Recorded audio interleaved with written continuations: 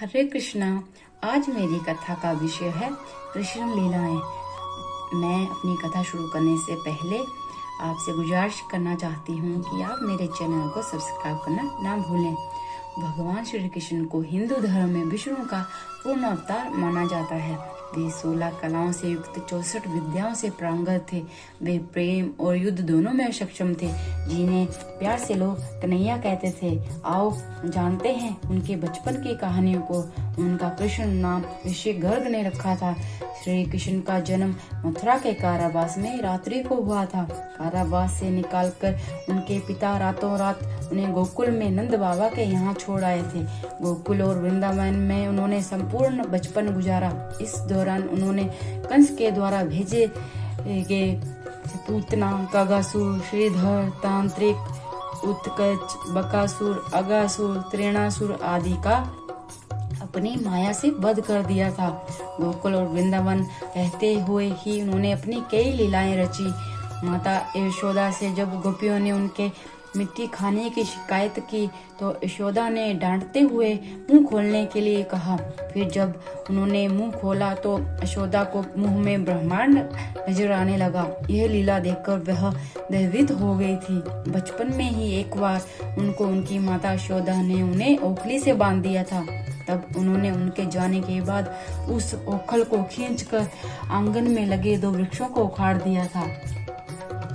उनमें से 2 देवता निकलकर बाल कृष्ण को प्रणाम करके वे कहते हैं कि हम दोनों यक्ष कुबेर के पुत्र नंद कुबेर और मणिग्रीव हैं। श्राप के कारण वृक्ष बन गए थे।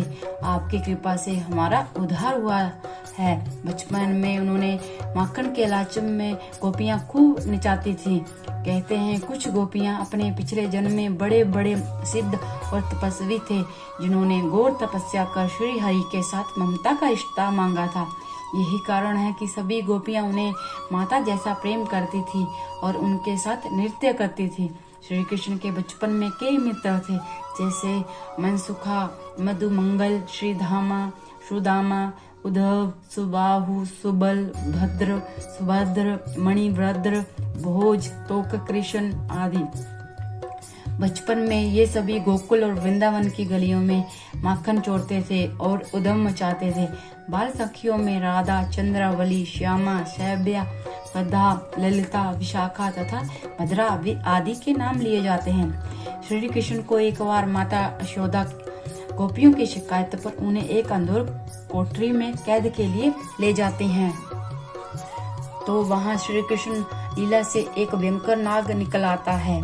तब यशोदा मैया कहती है, लल्ला बड़ा भयंकर सांप है रे, तू जा, भाग जा यहाँ से। तब कान्हा कहते हैं कि नहीं, मैं सांप के सामने अपनी मैया को छोड़कर कैसे भाग जाऊं। ये सुनकर मैया भावुक हो गई और फिर श्री कृष्ण के संकेत से यह सांप वहां से उन्हें नमस्कार करके चला जाता है। धनवा नाम का एक बांसुरी बेचने वाला श्री कृष्ण को बांसुरी देता है तो वे उस पर पहली बार मधुर धन छेड़ते हैं, जिससे वह बांसुरी बेचने वाला मंत्र मुग्ध हो जाता है। उसी समय से श्री कृष्ण बांसुरी बजाने वाले बन जाते हैं। उनकी बांसुरी की धुन पर गोपियां और पूरा गोकुल बेसुध हो जाता था।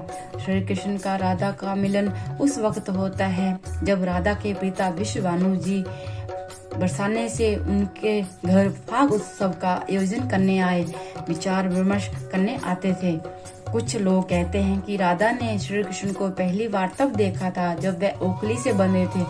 कहते हैं एक बार श्री कृष्ण ने एक फल बेचने वाली से उनसे सारे फल ले लिए थे और बदले में मुट्ठी भर धन दे दिया था। फल वाली इससे संतुष्ट होकर चली गई थी। इसी तरह श्री कृष्ण ने बचपन में कई तरह की लीलाएं करी। कंस वध के बाद उनकी बाल लीलाएं समाप्त हो जाती हैं। जय श्री कृष्णा। आपको ये कथा कैसी लगी कमेंट में जरूर बताएं। धन्यवाद। हरे कृष्णा।